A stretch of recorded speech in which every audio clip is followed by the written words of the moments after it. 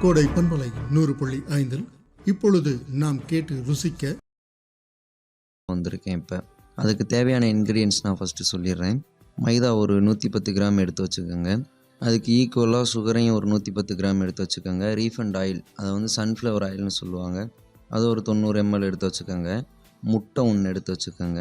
Kho kho powder ஒரு 2 table spoon எடுத்து வச்சுக்கோங்க.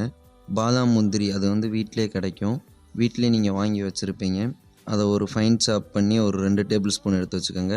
பால் ஒரு 40 ml எடுத்து வச்சுக்கோங்க. பேக்கிங் பவுட்ரு ஒரு 1.5 டீஸ்பூன் எடுத்து வச்சுக்கோங்க.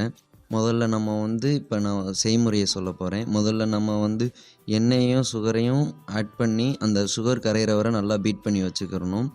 அப்புறம் முட்டையை உடச்சி அந்த வெள்ளை கருவு தனியாக, எல்லோ கருவு தனியாக எடுத்து வச்சுக்கணும், மஞ்சள் கருவு தனியாக எடுத்து வச்சுட்டு, அப்புறம் அந்த மைதா பேக்கிங் பவுட்ரு அதை சலித்து எடுத்து வச்சுக்கிறணும். அப்புறம் கொக்கோ பவுடரை பாலோட ஆட் பண்ணி லங்ஸ் இல்லாமல், கட்டி இல்லாமல் நம்ம கரைச்சி வச்சுக்கிறணும். அந்த எண்ணெய் சீனி நம்ம அந்த எண்ணெயும் சுகரையும் ஆட் பண்ணி பீட் பண்ணி வச்சுருந்ததை எடுத்து தனியாக ஒரு பாத்திரத்தில் முட்டையோட வெள்ளை கருவில் ஆட் பண்ணி அந்த ஸ்பாஞ்ச் வர மாதிரி, மேலே அந்த நுர வர மாதிரி நல்லா பீட் பண்ணி வச்சுக்கணும்.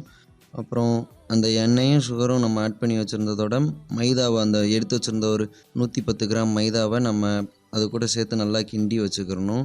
அப்புறம் வந்து கொக்கோ பவுடரையும் பாலையும் நம்ம ஆட் பண்ணி வச்சுருந்தது சேர்த்து வச்சு, முந்திரி பாதாம் அதெல்லாம் அந்த முட்டையோட வெள்ளைக்கருவு கூட ஆட் பண்ணி ஸ்பேக்சுலாவை வச்சு ஒரு பாத்திரத்தில் 45 டிகிரி செல்சியஸ் அளவுக்கு சாய்ச்சி அதை மெதுவாக ஒரு பக்கமாக கிண்டணும்.